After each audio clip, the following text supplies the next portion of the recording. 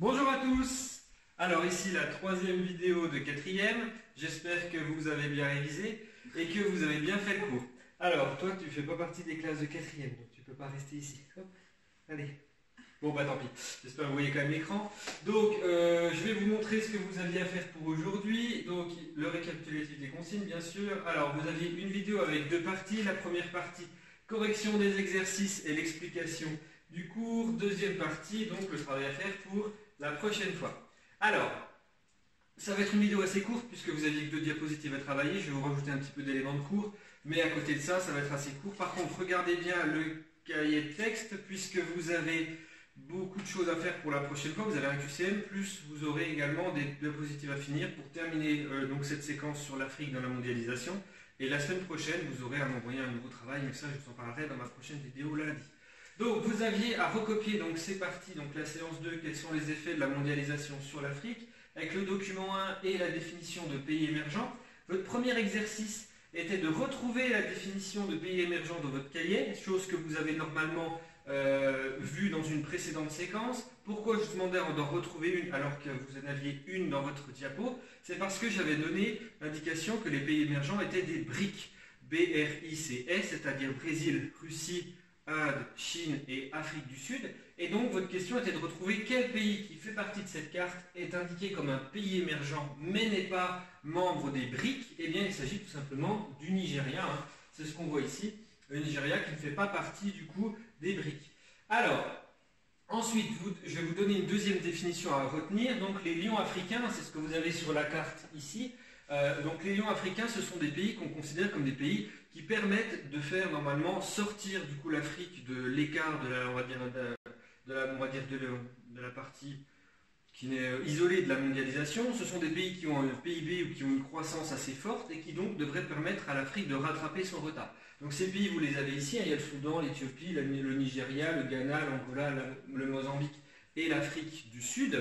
Par contre, moi j'aimerais qu'on revoie quelque chose. Ces pays ont beau être notés comme des lions africains, il faut savoir que ce ne sont pas non plus des pays très très riches, puisque quand on regarde par exemple les plus grandes économies mondiales, on se rend compte qu'aucun des pays africains ne fait partie des plus grandes économies mondiales au niveau du PIB, d'accord?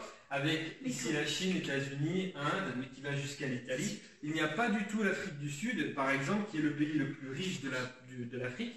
Donc ça veut bien dire que ça a beau être des pays qui sont plus développés que les autres pays africains, ce ne sont pas non plus des pays, ils ne font pas partie des pays les plus riches du monde ou les plus puissants.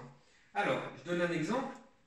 Si on regarde l'Afrique du Sud, je vous ai dit qu'il est le pays le plus riche de la région, vous avez un PIB qui montre qu'ils sont 34e au niveau mondial. Si on prend l'IDH, qui est donc l'indice de développement humain, qui est un chiffre qui est entre 0 et 1, on l'a vu l'année dernière en 5e, qui permet de voir en gros le niveau de développement pour voir si la population vit bien, c'est-à-dire si elle a accès à la santé, si elle a accès par exemple aussi à l'école, enfin plein de choses de ce type, ce qui permet de voir s'il y a un confort et une qualité de vie importante.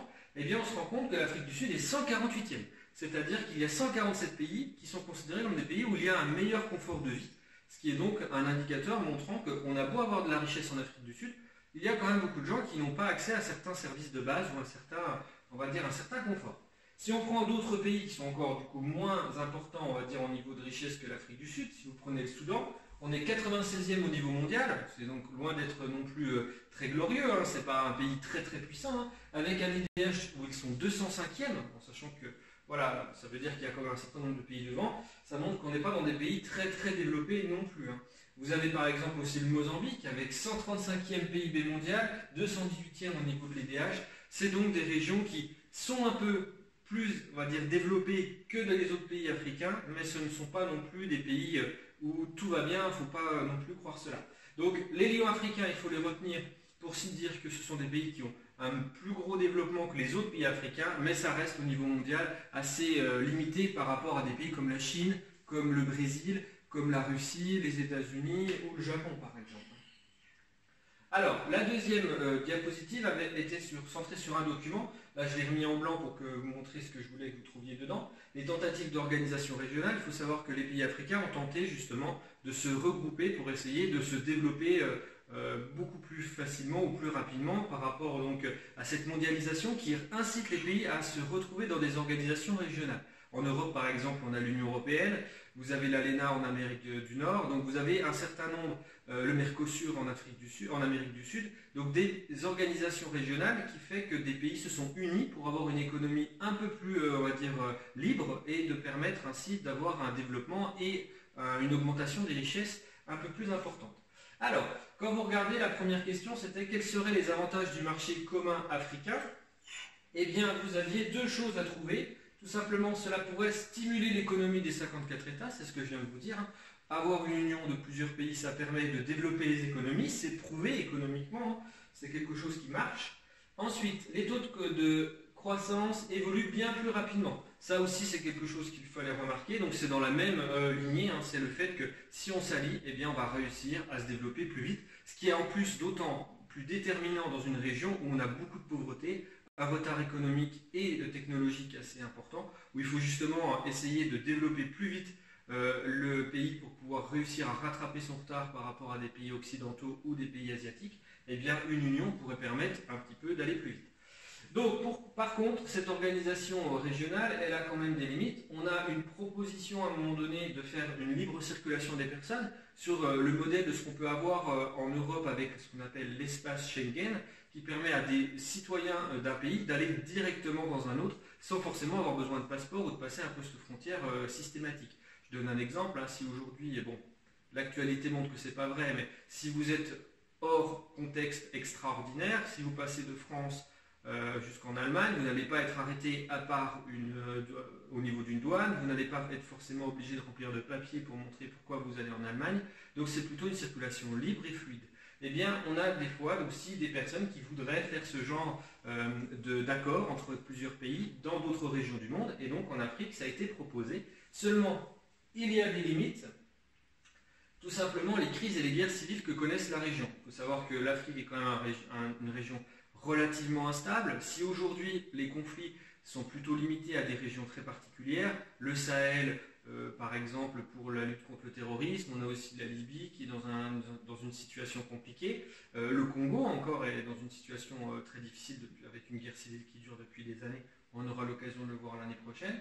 Eh bien on a quand même donc beaucoup de choses qui montrent qu'on est dans une instabilité régionale. C'est-à-dire que des pays sont déjà dans une grande difficulté à maintenir, on va dire, une harmonie au sein même de leurs frontières. Des fois, des guerres civiles sont possibles, ou alors il y a des tensions entre populations, et parfois même il y a des rivalités entre pays avec des guerres qui ont eu lieu dans les 20 ou 30 dernières années, qui montrent qu'il y a encore des défiances, ou en tout cas des ressentis qui empêchent finalement de se libérer complètement et d'avoir une alliance qui soit une alliance, on va dire, pacifique et durable. Donc on n'a pas aujourd'hui encore de libre circulation des personnes à cause de ces conflits, à cause des crises migratoires aussi que cela implique. Il faut savoir que dès qu'un pays est en guerre, eh bien, la population part. C'est ce qu'on voit par exemple depuis quelques années en Europe avec des pays comme la Syrie où on a des personnes qui quittent ce pays pour venir en France. Ça nous affecte assez, puisqu'on le voit assez souvent dans l'actualité. On a à peu près 30 000 migrants qui arrivent en France. C'est quelque chose qui est assez médiatisé. Il faut savoir qu'en Afrique, vous avez des millions de personnes qui se déplacent et qui vont d'un pays à un autre. On en parle beaucoup moins parce que ça ne nous touche pas directement. C'est des flux qui sont beaucoup plus importants et qui sont beaucoup plus réguliers et qui sont également beaucoup plus nombreux et qui vont vers plusieurs pays. Donc vous avez beaucoup de migrants qui se déplacent, tout ça provoque des tensions avec des populations étrangères qui arrivent, ça ne va pas forcément améliorer, on va dire, les accords ou les ententes qu'on pourrait avoir avec des pays voisins pour essayer de se mettre d'accord. Donc c'est pour ça qu'aujourd'hui ce n'est pas à l'ordre du jour et il y a peu de chances que ça le devienne dans les années qui viennent vu la situation actuelle. Alors voilà la fin de mon cours pour aujourd'hui, c'est une vidéo assez courte. Vous avez un travail à faire pour la prochaine fois. Dans un premier temps, vous devez faire les diapositives 10 et les diapositives 11. Ce sont les deux dernières diapositives de votre cours. Donc faites-les bien. Je vous noterai une trace écrite à la fin que vous aurez à compléter. Donc c'est la fin du cours sur l'Afrique. Donc c'est à faire pour lundi. Vous avez également un QCM qui vient d'être déposé sur votre espace de cahier de texte. C'est-à-dire dans le travail à faire, vous avez normalement une phrase qui indique, je vous ai mis une capture d'écran pour vous montrer, sur École Directe, Merci de répondre au questionnaire. Alors, vous voyez qu'il n'y a rien au niveau du message. Alors, je ne sais pas si au niveau de l'espace famille ou de l'espace élève, ça se présente de la même manière. Mais en attendant, vous avez forcément dans ce message, à un moment donné, un onglet avec le QCM qui est ici. Et donc, il suffit de cliquer dessus et vous allez retrouver avec un QCM avec des questions concernant les 2 premières vidéos qu'on a faites. C'est-à-dire que ce qu'on vient de faire aujourd'hui, ça n'est pas intégré dans le QCM, hein, sachez-le. C'est plutôt sur les 2 premières vidéos qu'on a fait précédemment. Donc vous avez ce QCM à rendre pour lundi, c'est assez simple, je pense que ça vous prendra un quart d'heure, 20 minutes, grand maximum. Donc faites-le assez vite, c'est assez facile à faire. Et puis bien entendu, je vous mettrai la prochaine vidéo le lundi, hein, donc 30, où vous aurez la correction des 2 dernières diapositives. Vous aurez également le dernier cours sur la séquence. Et je vous donnerai cette fois-ci le nouveau PowerPoint de la prochaine séquence qu'on travaillera ensemble, qui sera une séquence d'histoire. Donc vous aurez toutes les informations lundi prochain. D'ici là, passez un bon week-end, une bonne fin de semaine. À la prochaine.